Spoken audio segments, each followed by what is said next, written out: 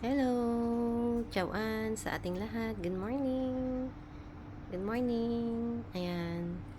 Katatapos lang magdilig ng mga halaman, mga alaga ko dito sa pinagtatrabahuan ko. And, ayan.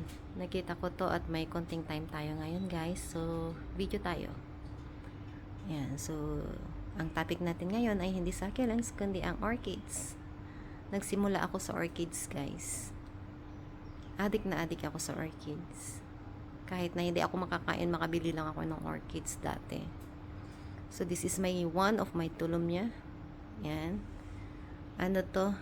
She never fails me to, give surprises. Yan. Sa bawat, bawat new growth niya, binibigyan ako lagi ng beautiful flower. Yan.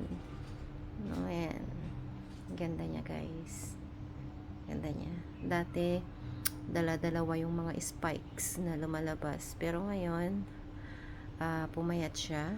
At yan lang ang ibinigay sa akin ngayong, na to. Ngayong,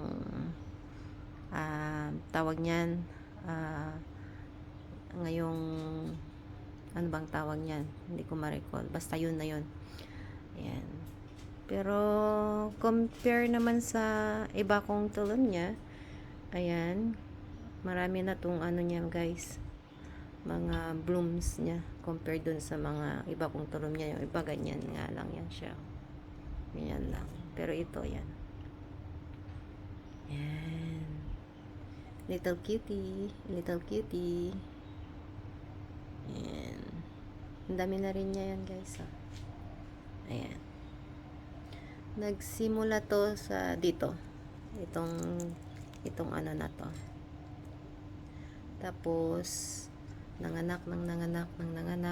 So bawat anak niya, bawat yan, new growth niya, nagbibigay ng flower. Ayan. Ayan. Ngayon, minsan sabay-sabay nga to, guys, eh.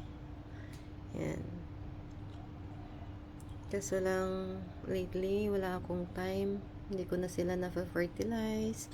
Hindi ko na sila masyadong nalilinisan. Hindi ko na nabibigyan ng atensyon. So, yan na.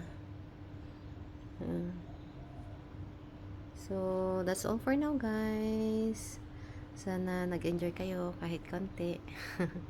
Goodbye. Bye-bye. Have a nice Tuesday, everyone. Bye-bye.